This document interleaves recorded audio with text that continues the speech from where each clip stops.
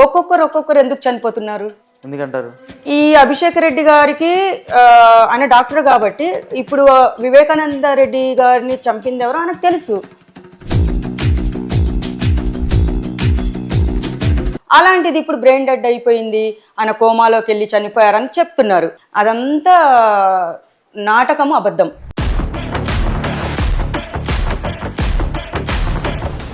Brain dead ఎవరికైతుంది? పిచ్చోళ్ళ ఏమన్నా నమ్మడానికి? వాళ్ళ తెలివితేటలు, వాళ్ళ దగ్గర ఉపయోగించే తెలివితేటలు, అవినాష్ రెడ్డి ఫ్యామిలీ వాళ్ళు ఆలోచించే క్రిమినల్ బ్రెయిన్ వాళ్ళది. మరి చంపాలి కదా వాళ్ళని, అడ్డు తొలగించుకోవాలి కదా. అంటే ఇప్పుడు నిజం చెప్తాను చంపేస్తారు. ఆయనతో కరెక్ట్గా ఆయనకు సపోర్ట్ చేసి మాట్లాడితే ఆయన మంచోడు, లేదా మనము రివర్స్ మాట్లాడామనుకోండి చంపడమే ఉంటుంది. రౌడీజం నేర్చుకోవాలంటే ఆయన దగ్గరే నేర్చుకోవాలి మనం. సాక్ష్యాలు లేకుండా చంపడం ఎలా?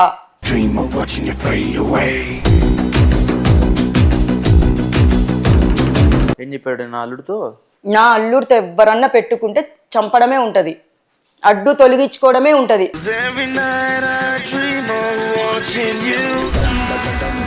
నమస్తే, నేను మీ గోపి. వెల్కమ్ బ్యాక్ టు మన టీవీ. ప్రస్తుతం ముందున్నారు షర్మిల గారు. వైఎస్ కుటుంబానికి చాలా సన్నిహితురాలు. వైఎస్ కుటుంబంలో అంటే తెలియని నిజాలు చాలా ఉన్నాయి. సో ఆ నిజాలు మొత్తం బయటపెట్టడానికి మన ముందు ఉన్నారు షర్మిల గారు. సో ఆమెతో మాట్లాడదాం. నమస్తే అండి. నమస్తే. సో ఏంటి వైఎస్ ఫ్యామిలీ గురించి చాలా తెలియని నిజాలు మీ దగ్గర ఉన్నట్టుగా బయట కొన్ని వార్తలు వస్తున్నాయి. మీ గురించి మీరు కూడా చెప్పడం జరిగింది నాకు. అసలు ఏంటి ఆ తెలియని నిజాలు? ఎన్ని ఉన్నాయి మీ దగ్గర అట్లా తెలియని నిజాలు? అన్ని ఉన్నాయంటే చెప్పాలంటే చాలానే ఉన్నాయి. కానీ నేను 3 years నుంచి అంటే ఇవన్నీ చెప్పడానికి నేను చాలా ట్రై చేశాను, కానీ కుదరలా నాకు. చాలా చోట్ల తిరిగాను, వెళ్ళాను, ఎవరు హెల్ప్ చేయలేదని ఇంతకు ముందు కూడా చెప్పాను. మీడియా వాళ్ళు ఎవరు హెల్ప్ చేయలేదు? చాలా మంది హెల్ప్ చేయలేదు. మనకెందుకులే అని చెప్పేసి వాళ్ళు అనుకున్నారో ఏమో మనకు తెలియదు. కానీ నేను తిరగని చోటంటూ లేదు. అసలు ప్రతి ఒక్కరు కాళ్ళు కూడా పట్టుకోవడం జరిగింది. నేను తర్వాత చెప్పాను కదా, లొకేషన్ కలిశాను లాస్ట్ టైం అని చెప్పేసి.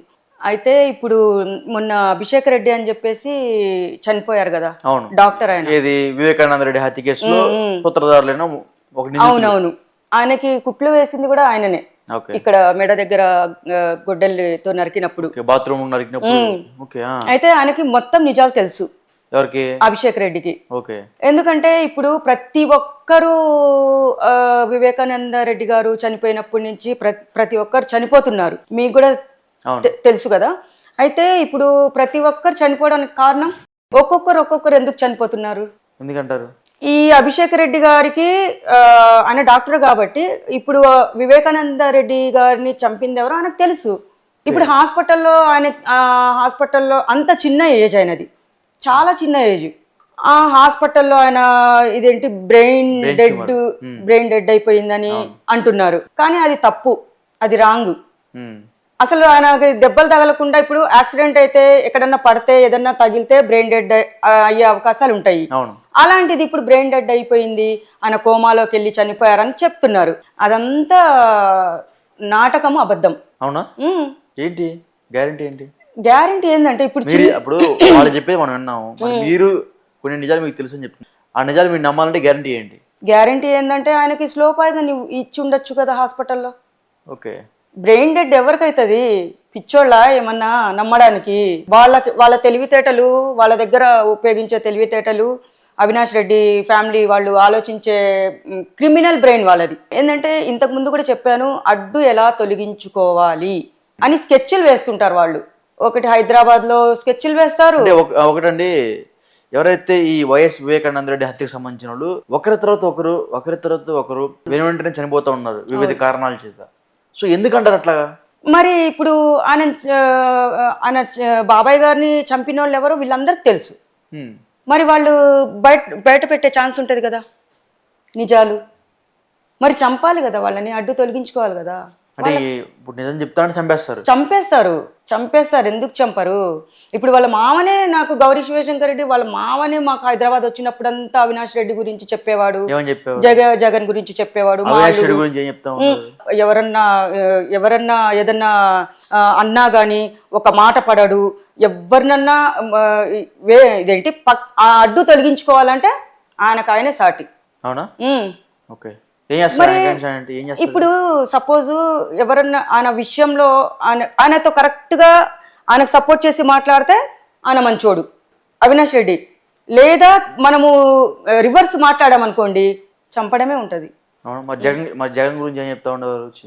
జగన్ గురించి చెప్పాలంటే చాలా తక్కువ, కానీ అది మొత్తము చెప్పేది, ప్లాన్స్ వేసేది, స్కెచ్లు వేసేది అవినాష్ రెడ్డి. ఓకే. బ్యాక్గ్రౌండ్ నడిపించేది మొత్తం ఆయననే. చక్రం ఆయన చేతుల్లోనే ఉంటుంది. ఓకే. రౌడీజం నేర్చుకోవాలంటే ఆయన దగ్గరే నేర్చుకోవాలి మనం. అవినాష్ రెడ్డి సాక్ష్యాలు లేకుండా చంపడం ఎలా, చనిపోయిన వాళ్ళ దగ్గరికి వెళ్ళి అది అదే ప్రగాఢ సానుభూతి చూపిస్తారు. పాపం చాలా నేర్చుకోవాలండి. ఎందుకంటే ఇప్పుడు వాళ్ళ వల్ల మేము కూడా, వాళ్ళ మామ వల్ల మేము కూడా చాలా సఫర్ అయ్యాము. ఏమైందండి? చెప్పాను ఇంతకు ముందు కూడా చెప్పాను, పాప గురించి కూడా చెప్పాను. మా పాప పిచ్చిదైపోయింది. ఇప్పుడు నేనే ఉదాహరణ.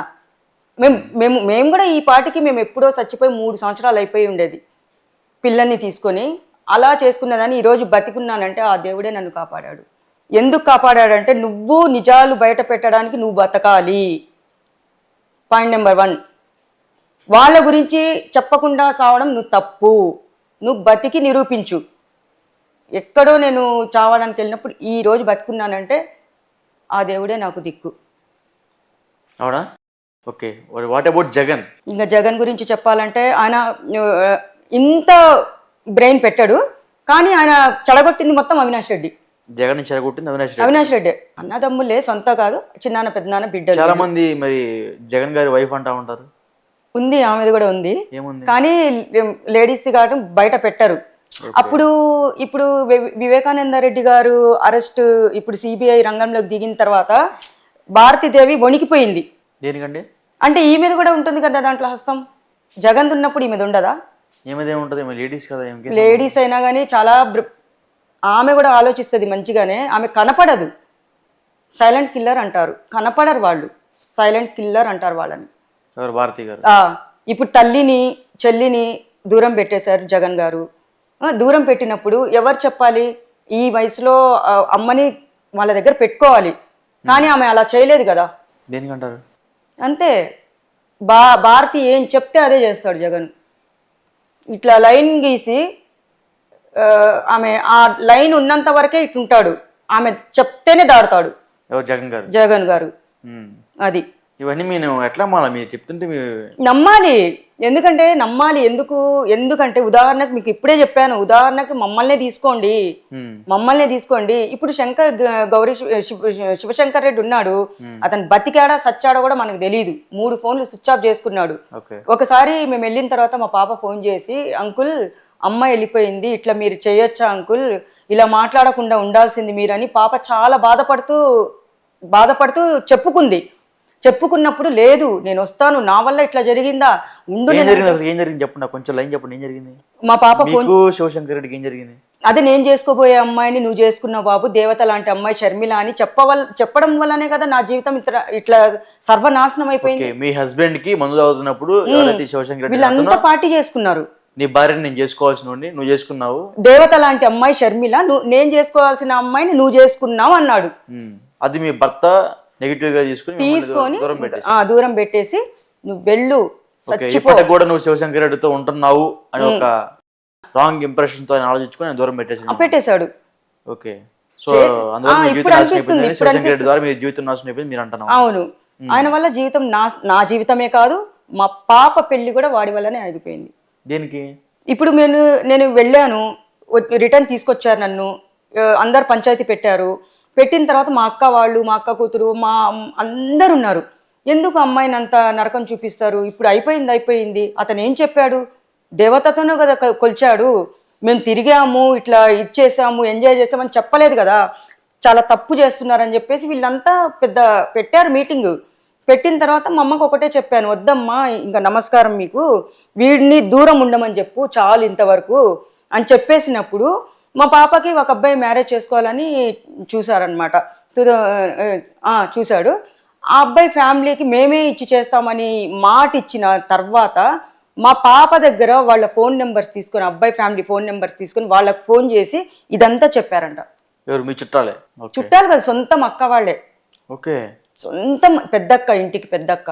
వాళ్ళ పిల్లల లైఫ్ బాగుండాలా ఈరోజు? నా కూతురు జీవితం నాశనం చేస్తారా? అది పిచ్చిదైపోయింది కాకుండా నేను ఆ పిల్లకి మినిమం 2 years కాపలా కాసా. మీ కూతురికి ఇప్పుడు మీకు ఫోటో కూడా చూపించాను. ఫస్ట్ ఎట్లుంది, ఇప్పుడు ఎట్లుంది అమ్మాయి. చూసా, ఇప్పుడే చూసా. ఓకే, అతని వల్ల మీ జీవితం మొత్తం నాశనం అయిపోయింది. నేను అందుకే భయపడను. వస్తున్నాయి, కళ్ళంప నీళ్ళు వస్తున్నాయి మీకు. నేను ఎందుకు భయపడను?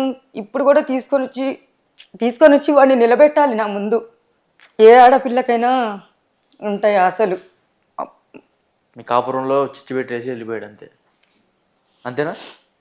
చాలా చాలా ఫోన్స్ చేసింది మా అమ్మాయి, ఎందుకు అంకల్ ఇట్లా చేశారు అని. చేసిందంతా చేసేసి మొత్తం వాడు ఎంత సర్వనాశనం చేశాడంటే అంత ఇప్పటికీ నేను ఒకటే కోరుకుంటున్నా, మా పాప జీవితం ఎలా రా నాయన అని ఆమె కోసమే నేను ఇప్పుడు కన్నీళ్ళు పెట్టుకోవడం జరుగుతుంది. కానీ పెట్టుకోను, అమ్మాయి గురించి ఆలోచిస్తే మాత్రం చాలా కన్నీళ్ళు వస్తాయి నాకు. ఓకే, మీ పాప జీవితం నాశనం చేశారు, మీ జీవితాన్ని కూడా నాశనం చేశారు. ఏం తప్పు చేసిందా పాప? ఇప్పుడు నాకు వాడికి సంబంధం అంటగట్టే కదా, మేమేం తిరగలేదు కదా. ఇప్పుడు చేసుకొని ఉంటే ఏం చేసేవారు? ఏజే చూశాను. చేసుకొని ఉంటే ఏం చేసేవారు చెప్పండి? మరి ఇంట్లో ఇతను కూడా ఆలోచించాలి. అరే దేవతలా కొలిచాడు, ఎంత దేవత కాకుంటే అతను దేవత అని అంటాడు. ఇక్కడ నెత్తిన పెట్టుకొని చూసుకుంటారు కొంతమంది. కానీ నిజంగా ఎట్లా ప్రవర్తించాడంటే ఒక మృగంలాగా ప్రవర్తించాడు నా దగ్గర. ఎవరు? మా ఆయన, మీ హస్బెండ్. ఇది అనుమానంతో ఎంత టార్చర్ పెట్టాడంటే మామూలు టార్చర్ కాదు. ఆయన మాటలకే చచ్చిపోవాలనిపించింది నాకు. అంత టార్చర్ పెట్టాడు, అంత నరకం. ఇప్పుడు నీకు నాకు 5 సంవత్సరాల నుంచి మాటలు లేవు. ఇప్పుడు ఎవరైనా అడిగితే చచ్చిపోయాడే అని చెప్తున్నా నేను. ఎవరు? మీ హస్బెండ్. బతికున్నాడు, ఏం చేస్తున్నాడు అని అడిగితే చచ్చిపోయాడు అని చెప్తున్నా. చనిపోయాడు లేడని. కానీ తిరగాలంటే నేను తిరగలేనా చెప్తున్నా. ఇప్పుడు ఒక ఆడపిల్లగా అన్ని చంపుకొని 2 ఆడపిల్లల కోసం ఈరోజు బతుకుతున్నానంటే కారణం ఎవరు? అవినాష్ రెడ్డి మామనే కదా. మరి వాళ్ళు ఒకవేళ చూస్తే తీసుకొని వచ్చి మొత్తం ఏమేమి చేస్తాడో మొత్తం చేయమని చెప్పండి. మరి నువ్వు ఎందుకు తప్పించుకున్నావు? నువ్వు చెప్పలేదు అవినాష్ రెడ్డి గురించి? నా అల్లుడితో పెట్టుకుంటే చంపేస్తాడు, లేపేస్తాడు. రా నువ్వు. నాకు అన్నీ చెప్పేవాడు. ఏం చెప్పాడు?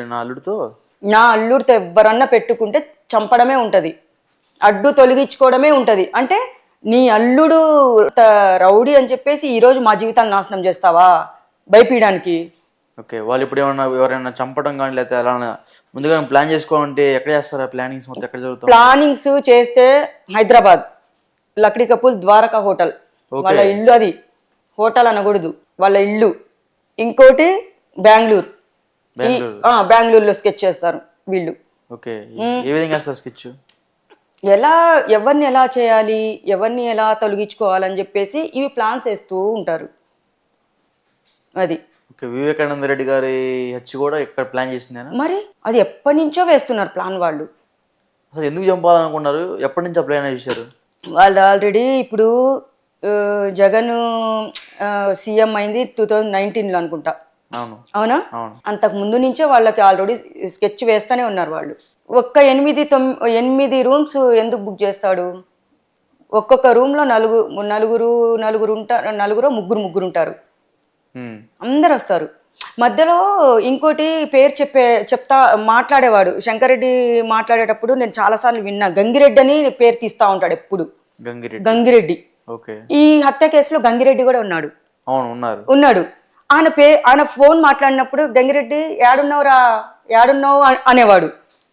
గంగిరెడ్డి అంటేనే పేరు అంత ఇదిగా ఉందే, మంచి చూస్తే ఎంత ఇదిగా ఉంటాడో అనుకున్నా నేను. అంటే నేను ఎప్పుడు చూడలేదు. వీళ్ళ బ్యాచ్ మొత్తం వచ్చేవారు, నేను వాళ్ళని చూశాను. కానీ గంగిరెడ్డి అనే అతనితో మాట్లాడేవాడు శివశంకర్ రెడ్డి. ఎవరైనా మా ఇంటికి వచ్చినప్పుడు కూడా మాట్లాడేవాడు. ఎవరైనా అంటే మా నాయన మనోడే అని చెప్పేవాడు. నేను చూసానా అని అడిగా. నువ్వెక్కడ చూసావు? నువ్వు చూడలేదు అనేవాడు. గంగిరెడ్డి పేరు తీసేవాడు ఎప్పుడు. నేను మొన్న ఇంటర్వ్యూలో కూడా నేను చెప్పడం మర్చిపోయినాను, ఈ హత్య కేసులో గంగిరెడ్డి ఉన్నాడు. దీంట్లో కూడా ఉన్నాడు. తెలిసిన విషయమే ఉన్నాడు. ఇతనా కాదని నాకు మొన్నటి దాకా డౌట్ కొట్టింది. కానీ తర్వాత ఆలోచించి, శంకర్ రెడ్డి గంగిరెడ్డి పేరు పదే తీస్తుంటాడు, అతనేనా అని. ఇప్పుడు అతను చంపడానికి ఒక నోరు లేని కుక్కని చంపి వాళ్ళు లోపలికి వెళ్ళారంటే ఎంత పాపం అది. వాళ్ళ ఇంట్లో ఉన్న కుక్కని దాన్ని కూడా చంపేసి వెళ్ళారు వాళ్ళు లోపలికి. ఎంత దారుణం అది. ఓకే. కుక్కకున్న విశ్వాసం మనుషులకు ఉండదు అంటారు. ఇప్పుడు ఎలా చంపేశారండి అతన్ని? మీకు ఐడియా ఉంది అసలు? అంటే ఇప్పుడు హార్ట్ అటాక్ అని ఒకసారి చెప్పారు, తర్వాత కాలు జారి పడిపోయి అని ఇంకోసారి చెప్పారు. సరే, హార్ట్ అటాక్ అయినప్పుడు కాలు జారి కింద పడినప్పుడు ఏదో కనపడకుండా తలకి దెబ్బ తగిలి ఇట్లా బాత్రూంలో ఎవరన్నా పడితే చనిపోవడం ఖచ్చితంగా ఉంటుంది. ఎందుకంటే బాత్రూమ్ అంత ఇది మంచిది కాదు ఆ టైం అనేది. చాలా మంది అట్లనే చనిపోయారు, బాత్రూంలో పడిన వాళ్ళందరూ చనిపోయారు. కానీ తలకి దెబ్బ మనకు తగలకుండా కూడా చూస్తూ ఉంటాం మనము. కానీ ఇతను అలా చనిపోయారని మీడియాలో చూపించినప్పుడు కూడా అది ఎంత ఫేక్. ఓకే. గొడ్డలతో ఎన్నిసార్లు ఆయనని గొడ్డలు తీసుకొని కొట్టుంటారు. రక్తపు మడుగులో ఆయన పడి ఉన్నాడు మనిషి.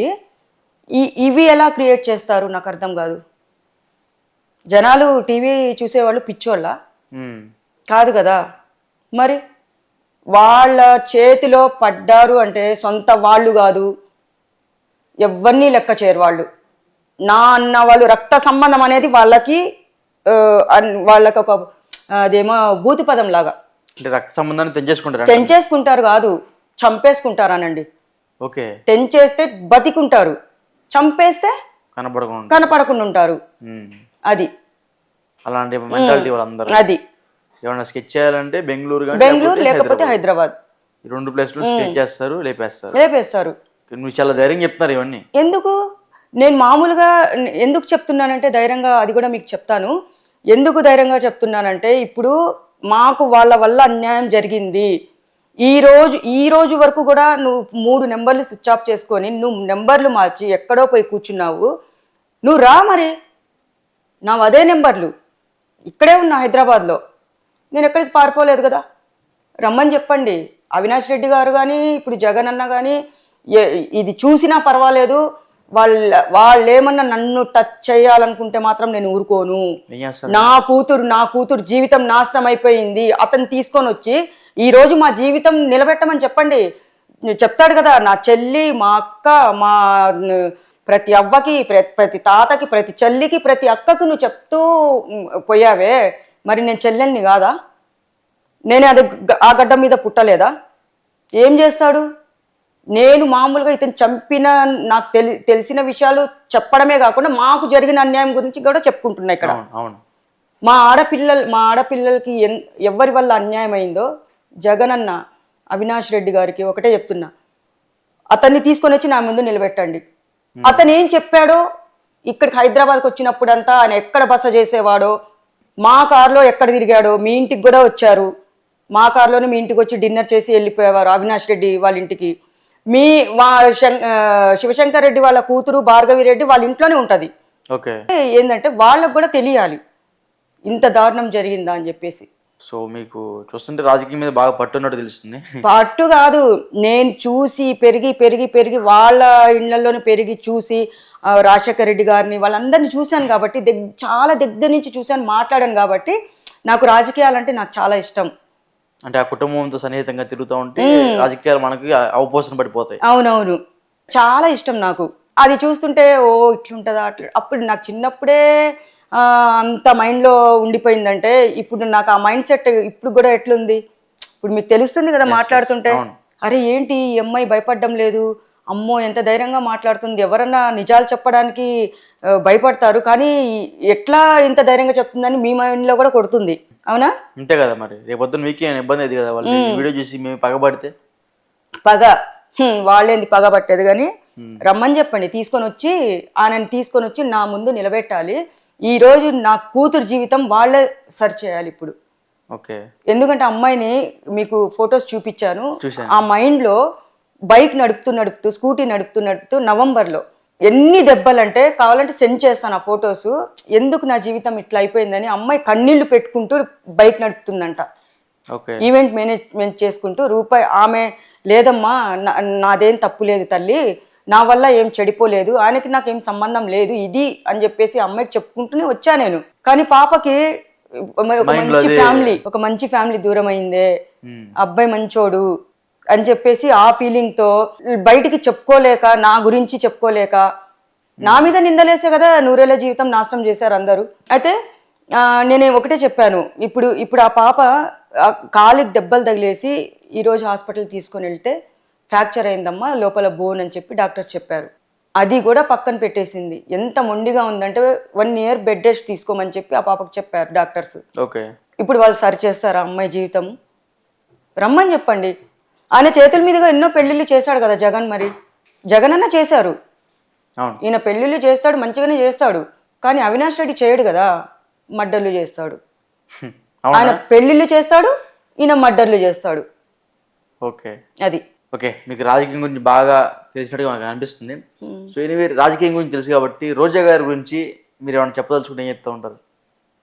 ఆమె గురించి చెప్పాలంటే చాలానే ఉన్నాయి. అవునా, కొన్ని చెప్పండి. ఇప్పుడు రోజా నోరు దరిద్రమైన నోరు, ఆమె నోరే మంచిది కాదు. రోజా కూడా ఇప్పుడు వైసీపీలోకి వచ్చింది. ఎలా వచ్చింది? ఫస్ట్ ఏ పార్టీలో ఉన్నింది ఆమె? టీడీపీ. ఆమె మొత్తం సెటిల్ అయిపోయింది. టీడీపీలో ఉన్నప్పుడే ఆమె మొత్తం సెటిల్ అయిపోయింది. ఆమె ఏం సెటిల్ అయిపోయింది? ఎంత మంచిగా ఆయన చంద్రబాబు నాయుడు గారు ఉన్నప్పుడు మంచిగా డబ్బులు కానీ గిబ్బులు కానీ వెనకేసుకోవడం అన్ని చేసింది కదా. మరి ఓ రేంజ్ లో బతికింది. మరి వైసీపీలోకి వచ్చింది. ఇప్పుడు రోజా ప్రతిసారి ఏమంటది, ఆయన సీఎంగా ఉన్నప్పుడు ఏమనేది, లొకేషన్ నాకు చెప్పేది, చంద్రబాబు నాయుడు గారు గురించి చెప్పేది, మామకి ఇదేంటి ఎన్టీఆర్ గారికి వెన్నుపోటు పొడిచి సీఎం అయ్యారు అని ప్రతి వీడియోలో చెప్పేది ఆమె. ఆ మహాతల్లి. నువ్వు ఏ పార్టీలో వచ్చావమ్మా? ఏ పార్టీలో నుంచి నువ్వు వెళ్ళావు దాంట్లోకి? వెన్నుపోటు పొడవలేదు. చంద్రబాబు నాయుడు గారు, ఎన్టీ రామారావు గారు ఆశయాలు పూర్తి చేస్తున్నారు. ఆయన ఏమేం చేయాలనుకున్నారో మొత్తం చంద్రబాబు నాయుడు గారు చేస్తున్నారు. మీ జగనన్న ఏం చేశారు? అవినాష్ రెడ్డి ఏం చేశారు తల్లి? వాళ్ళకి చెప్పు ఫస్ట్. వీళ్ళు వెన్నుపోటు అనే ఒక్క మాట మీద నువ్వు అంత రేజ్ అయిపోతున్నావే. వీళ్ళు మర్డర్లే చేస్తున్నారు కదా. వివేకానంద రెడ్డి గారిని చంపిన వాళ్ళనే అడ్డు తొలగించుకుంటున్నారు కదా. మరి దాన్నే మనాలి? చెప్పండి. అవును. ఇప్పుడు వెన్నుపోటు అనేది అది చిన్న పదం. అది ఈమె చూసిందా వెన్నుపోటు పొడిచింది? అంటే ఎన్టీఆర్ కూడా ఒక వీడియో క్లిప్ బయటకు వచ్చినట్టుంది. ఆయన చెప్పడం జరిగింది, చంద్రబాబు నాయుడు అని ఒక వీడియో క్లిప్ కూడా నేను చూడటం జరిగింది. ఆయన తర్వాత ఏం మాట్లాడారు? అదే ఇట్లా నమ్మి ఇట్లా తెచ్చుకుంటే నాకే ఇట్లా చేశారన్నట్టుగా మాట్లాడారు ఆయన. అది లిప్ మూమెంట్, అది వేరేది పెట్టి ఉండొచ్చు కదా. ఓకే, డబ్బింగ్ చెప్పి ఉండొచ్చు కదా. ఓకే. మరి ఇప్పుడు నేను ఇంకోటి చెప్తాను. అంత ఇదైతే ఇప్పుడు బాలకృష్ణ గారు కూతుర్ని లోకేష్ అన్నకి ఇచ్చారు. వెన్నుపోటు పొడిస్తే వీళ్ళంతా కలిసి మెలిసి ఉండేవాళ్ళ? చెప్పండి ఒక మాట. సొంత తండ్రే కదా మరి ఎన్టీ రామారావు గారు. ఎంత మంచిగా ఉంది వాళ్ళ ఫ్యామిలీ. ఇప్పుడు నుంచి కాదు, ఎప్పటి నుంచో. ఓకే.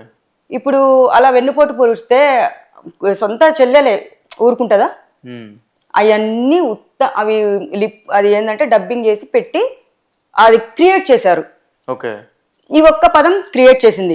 మరి వీళ్ళు చేసింది, వివేకానంద రెడ్డి గారిని చంపినప్పుడు ప్రతి ఒక్కరు చనిపోతున్నారు. అంటే వాళ్ళు ఆయన చంపేసిన చనిపోతానే ఉన్నారు లైన్ గా. నువ్వు దాని గురించి మాట్లాడమ్మా రోజా. మీ జగన్ అన్న ఉన్నాడు కదా, మీ జగన్ అన్న గురించి మాట్లాడుకో. లోకేష్ అన్న గురించి ఈయన గురించి మాట్లాడే అర్హత నీకు లేదు. ఆమెకు కూడా ముందుంది ముసళ్ళ పండగ. ఉంది. ఆమె కూడా పోతుంది జైలుకి, ఖచ్చితంగా పోతుంది. పాపం ఆ వయసులో ఆయనకి వాళ్ళు సీఎం ఉన్నప్పుడు ఆయనని ఒక కార్లో తీసుకొని వెళ్ళి అరెస్ట్ చేయడానికి చంద్రబాబు నాయుడు గారిని తిప్పి రాత్రంతా తిప్పారు. అది కుట్ర కాదా? ఈ పాయింట్ నేను మర్చిపోయా చెప్పడం. ఎంత తిప్పారు? నైట్ మొత్తం తిప్పుతారా బాగలేని మనిషికి? అది మొత్తం కుట్రనే. ఎందుకంటే ఇప్పుడు వీళ్ళు పోటీ చేస్తున్నారు కాబట్టి వీళ్ళకి ఆల్రెడీ మైండ్ లో కొట్టింది మేము ఓడిపోతాం అనేది జగన్ కి. అవునా? మరి 175 కూడా వేస్తా ఉన్నారు అప్పట్లో, రెండోసారి. ఇంకా మీరు ఎక్కడో ఉన్నారు. వాళ్ళు 2020లోనే వాళ్ళ జాతకం ఏందో నేను లోకేష్ అన్నకే చెప్పా నేను. అవునా? లేదన్నా 2021 May 5th రోజు కలిసినప్పుడు ఒక్కటే చెప్పా, మీరే వస్తారు 100% చూడండి. అప్పుడే చెప్పా జాతకం నేను. మంచిగా శివభక్తురాలు చాలా అన్నీ బాగా మీరు చెప్తా ఉంటారు రాష్ట్రాలు. తెలిసిపోతుంది నాకు అలాగే. నేను ఎందుకంటే ధ్యానంలో కూర్చుంటాను అట్లా. అయితే ఇప్పుడు వాళ్ళు కూడా ఇప్పుడు ఇట్లా చేశారు, ఈమె వీళ్ళ గురించి చెప్పుకోవాలి, వీళ్ళ గురించి చెప్పొద్దు. అది పెద్ద ఏదో తప్పు అయినట్టు. వీళ్ళు తప్పుల మీద తప్పులు, మడ్డర్ల మీద మడ్డర్లు చేస్తున్నప్పుడు నువ్వెందుకు నోరు ఇప్పట్లా? ఎందుకు ఇప్పట్లేదు నోరు?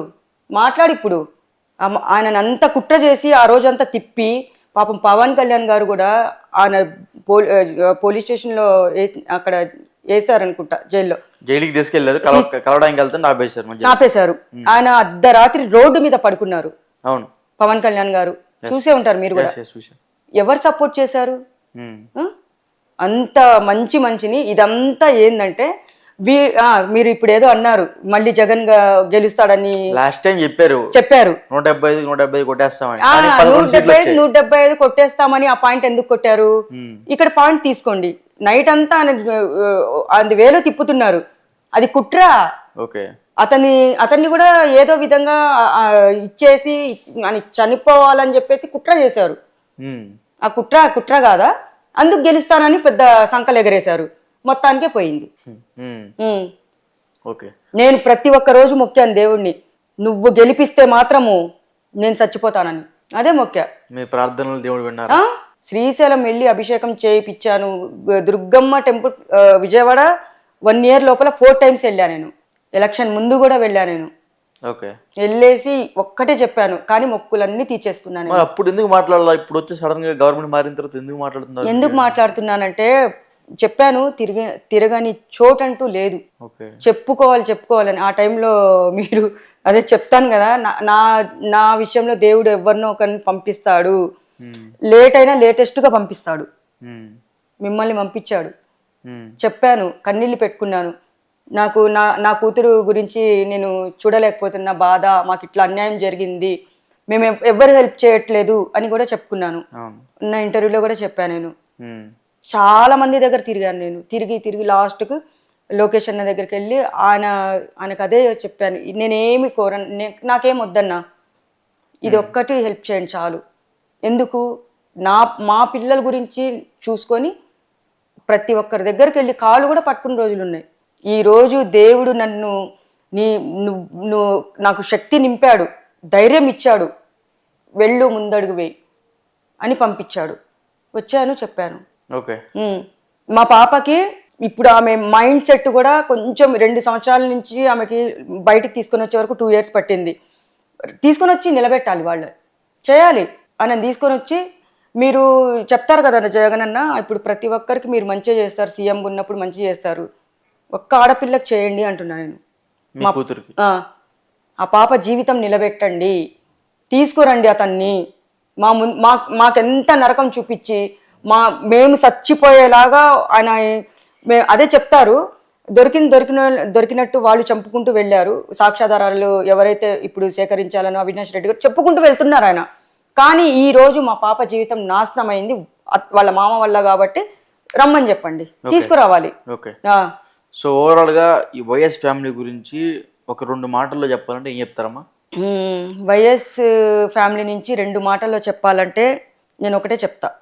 ఒకటే చెప్తా, చెప్పండి. వీళ్ళు అప్పుడు రాజశేఖర రెడ్డి గారి గురించి చెప్పాను మీకు, నేను కలిసినప్పుడు చాలా మంచి వ్యక్తి ఆయన. కానీ వీళ్ళు ఎందుకు ఇట్లా తయారయ్యారు? మరీ రౌడీలాగా తయారైపోయారు ఇద్దరు. సొంత చెల్లిని తల్లిని కూడా పక్కకు పెట్టారంటే వాళ్ళ మైండ్ సెట్ అక్కడే మీరు అర్థం చేసుకోవాలి. వీళ్ళిద్దరు కలిస్తే ప్రపంచమే అల్లకల్లోలం చేస్తారు. అవినాష్ రెడ్డి, జగన్మోహన్ రెడ్డి. ఇంకోసారి గెలిచింటే మాత్రము అమ్మో అస్సలు మామూలుగా ఉండేది కాదు కథ. ఇంకా ఎంతమందిని చంపుతారో రెండో మాట చెప్పడం కూడా మీకు లేదు? ఇంకా లేదు, ఎంతమందిని చంపుతారు ఇంకా లేదు, ఇంకో మాట లేదు. దేవుడు చాలా మంచి పని చేశాడు. కన్నీళ్ళు నా ప్రజలందరినీ కాపాడాడు. ఏపీ ప్రజలు అందరినీ కాపాడాడు మహానుభావుడు దేవుడు. ఎవరు? మీ శివయ్య? మా Shivayya. Okay, right. Thank you అమ్మా. Thank you.